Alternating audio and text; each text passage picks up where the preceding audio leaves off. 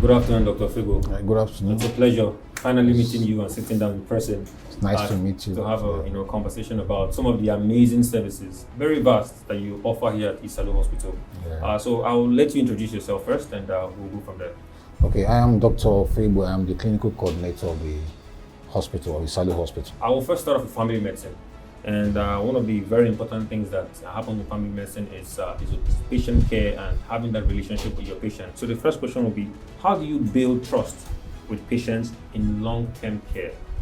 Okay, that's a good question. Okay, well, we see patients every day. Yeah. So, and we have a lot of long-standing patients, especially the ones that have actually long chronic ailments like hypertension, like cancers, and diabetes.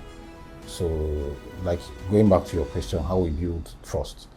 Most times, the first thing comes through a good doctor-patient relationship. Striking a good rapport with your patient, that's the initial thing to do. So by the time you're able to strike a good rapport and the patient believes in what you're doing and also has faith in what you're doing, so that actually tries to propagate that long-term trust. And also, if you're able to maintain confidentiality, try to reassure your patients and try to actually listen to their concerns, that actually makes the patients they believe in you more and believe in your work. So those are by and large what we do here, generally speaking. Perfect. That's a very great answer. And I know Isalu Hospital also offers primary care and internal medicine. Yes. I have a question specific to that. How do you manage patients with chronic conditions like diabetes, as an example? Okay, well, diabetes, well, we have a diabetic unit here, though most of the primary health care physicians, like myself, and in family medicine, that usually we see most of the patients that come in. And when they come in that way, the first thing you do, they have symptoms. Some of them come with weakness, some of them don't even come with symptoms at all.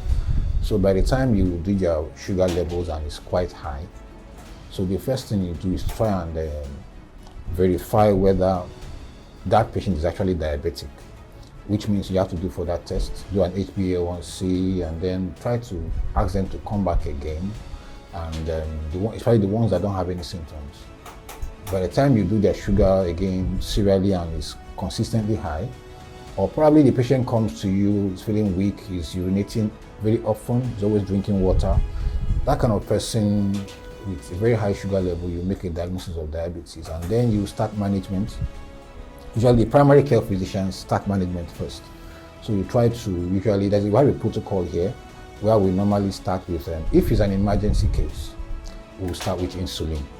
But if it's just a normal case that is not, the person doesn't have any symptoms, it's just high, we also start with insulin. You also have to add some oral medications, and by and large, the patient will be referred to see the specialist in the diabetic clinic. That's the endocrinologist.